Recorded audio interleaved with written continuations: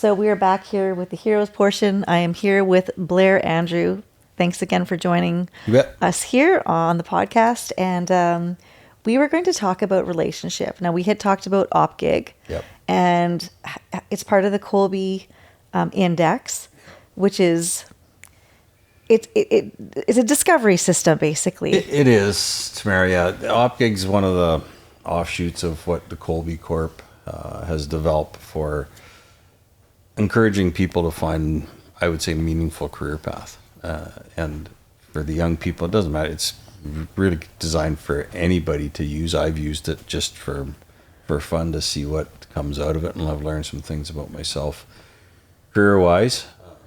And careers are a journey. So this is what I find kind of interesting as well.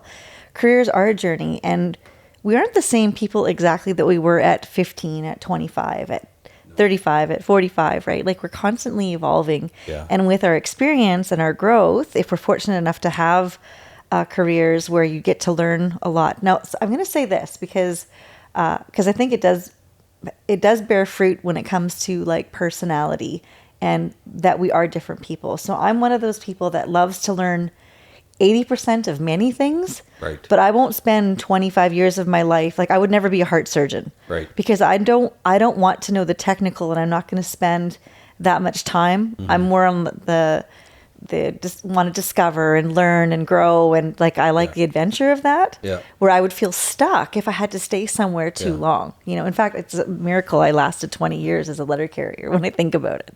Well, I think it's a good thing we all are also diverse with our interests, or we'd be a fairly boring society because we'd all be kind of doing the same thing. So, and I think that's the Kolbe Index helps prove that out, that the MO of this person, and it's a strength-based assessment. Like, we don't, because everybody's numbers constitutes their strengths in how they problem solve and what they need to do.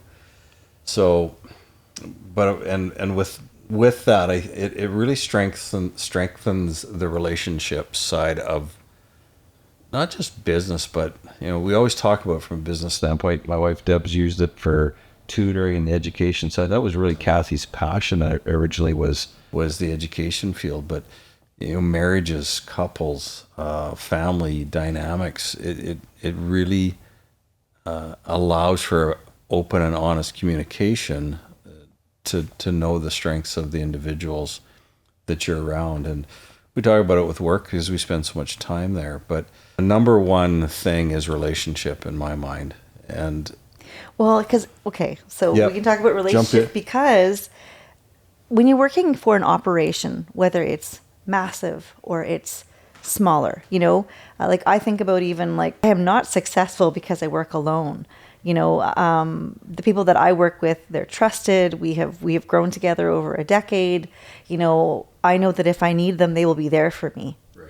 And that they will do the things that I ask, because you appreciate that person so much that they would be loyal to you or your cause or the things that you need to do. And if they ever needed something from you, even personal, you develop these deep, meaningful relationships, even with your colleagues. Yeah, 100%. And we always talk about our colleagues, but the other side of it is, the clients you deal with. One of my mentors, the business is a conduit for people to meet people. And that was another one that, when I was told that, I've realized life with all these sayings are saying for a reason, Tamara. And if you pay attention to the sayings and you lean into them a bit, you go, there's something profound there. So listen to it. And so the relationship, you may have a client, I refer to them as customers and clients. Customers kind of it's a transactional thing, but a client is somebody that you've built a relationship with, and they become very loyal. And there's a trust. Yeah. And usually a liking. Like they like to come back and see you and visit. If they see you in the store, they're happy to see you. Or and that's what fulfills you. You've helped them with whatever it is they need, or they enjoy how you've helped them, or you've built that trust. And to me, the scorecard is, from a business perspective, is the financial statement. You've built trust, we've built relationships that have creates a return transaction, and we happen to look at our financials and go, oh, that's, you know, I must be doing something right. Repeat customers, and you're finding success in that way. But the byproduct is the financials from a business perspective. Yes. The true thing is the relationship. And that's what when I look at organizations, I look at, you know, again, being part of a growing entity that went from mom and pop business to a large organization. You know, we did a lot of things really well, but some of the things that I think we could have or should have done better, and part of the reason I became a coach is talking about the importance of the relationship and understanding that is key. You know, your number one client is your coworker in your organization. Your number two client is the one that's walking through the door, because we're working shoulder to shoulder with our coworkers all day. The client is coming in and maybe in the presence of your organization for a few minutes, you know, that day.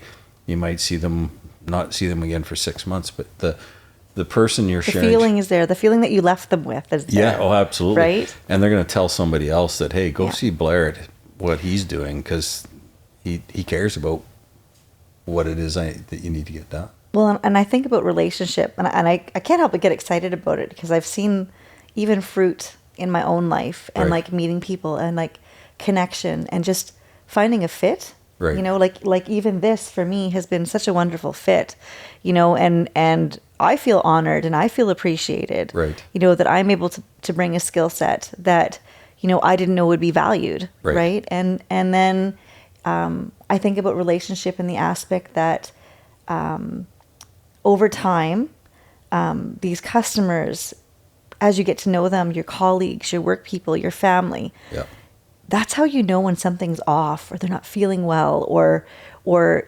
because you become more sensitive to people that you get to know. Yes. Right. And you can read. So say in a security aspect, if something's happened, you're way more likely someone that they would confide in. Right. Right. Yeah. About something. Yeah. Right. Which is a really great soft place to land. Yes. And I don't know. It's like, you know, when you've done something at work and you're like, oh man, like I messed this up, or I did this, or I did that. Right. Yeah. How good is it to be able to go to a colleague or even your boss and have the freedom to say, I did this. I think I made a mistake, and you're caught. Yeah. You're not punished. Right. Yeah. But that's the importance of the relationship, and, you know, building on those 6 pillars, you know, being, you know, using your influence in a way that's going to allow, you know, fail forward, you know. Oh, I like that. Fail forward. You know, yeah. And I always use the 3-strike rule, but nobody ever got there. I should say nobody. Likely had a couple over my 30 some odd years, but, you know, I pick them up, dust them off, encourage them. Let's go do this again, and let's do it the right way or better the next time around. But it's, you know, the relationship is not the byproduct of what we do. The relationship is the number one thing, and it can be just a passing hi, how are you? It's one thing my dad did, you know, growing up in Virden, Manitoba, Main Street, insurance broker, small town. And, you know, my dad, we'd walk down the street to go for coffee with the guys, and I was this 18-year-old kid, and, you know, my dad said, you know, Blair, when you meet somebody in the street, you know, look them in the eye and say hello. Mm-hmm. And, you know, and I've always been like that. I even do it in downtown Toronto when I'm. And people think we're wildly weird. Yes. Yeah, but you know what? I think it you know, it might be. Do you not feel like they're missing something? Like it's that connection. So yeah, you know, it's just that connection, making that. It might be just that one. How are you doing? That just makes their day. Yeah. Turns the corner. And people can tell when it's sincere. Yeah, being authentic and really leaning into people and getting to know them, getting to understand them, letting them trust you, and you got to be vulnerable with that, and take a bit of a risk, and you get stepped on once in a while. It hurts, you know.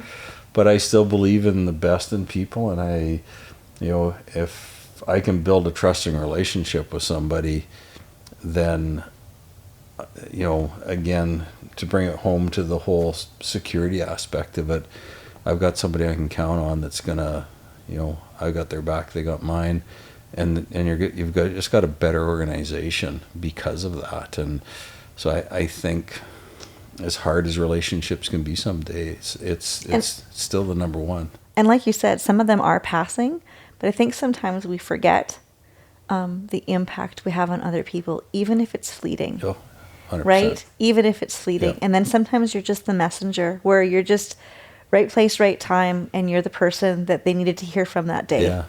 And you impact them, and you don't even know. Yeah. You don't even know. No. And COVID was a great example here with our bed and breakfast, as people are traversing across Canada and staying with us here in our lodge, and we would meet people from more so GTA, Vancouver, going both directions.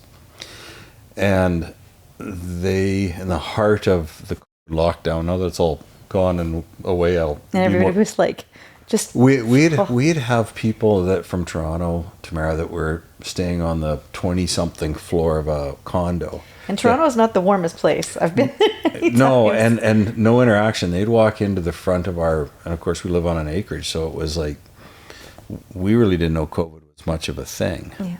And they would sit and, break bread with us. They'd have a meal with us. And they hadn't, the one gal in Toronto, she hadn't hadn't even seen her own family. Yeah, like for like 18 months. It was for Deb and I, it was like, that's insane. That was another thing that made me realize how important the relationship is. Human interaction. Yeah, and that it is the number one thing, is relationship. And